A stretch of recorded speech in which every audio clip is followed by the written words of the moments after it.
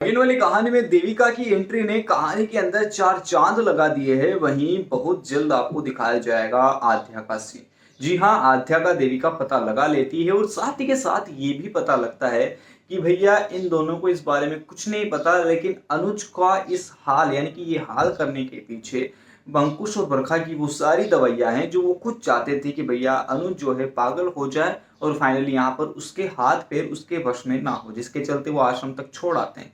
लेकिन जब ये सारी बातें अनुपमा को पता चलती है देविका की, तो भैया आगे इन वाली कहानी के अंदर तो धमाके होने बनते ही है। जी हाँ, यहाँ पर जैसे ही अनुपमा को इन सारी चीजों के बारे में पता चलता है, अनुपमा खुद अंकुश और बरखा के पास जाती है और इनको लताड़ने वाली है। लेकिन इस बार अनुपमा भैया बातों से नहीं लताड़ेगी, भाषण से नहीं लताड़ेगी, यहाँ पर अब एक्शन मोड के अंदर नजर आने वाली है। देखिए, अंकुश का हाल बेहाल तो था ही सही, लेकिन बहुत जल्द यहाँ पर बेहाल हाल हाल में बदल जाएगा।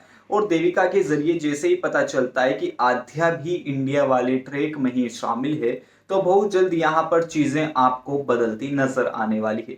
जी हाँ, देविका की एंट्री के बाद यहाँ पर आध्या को पता चलेगा, लेकिन कुछ देर तक तो आध्या को लगेगा कि ये भी मेरी माँ का ही पक्ष ले रही है। लेकिन जैसे ही यहाँ पर आध्या को लगेगा कि जी हाँ, यहाँ पर ये जो बोल रही है वो सच है, अनुज का हाल बेहाल था और अनुज के ये हाल करने के पीछे उसके बड़े भाई और भाभी थे।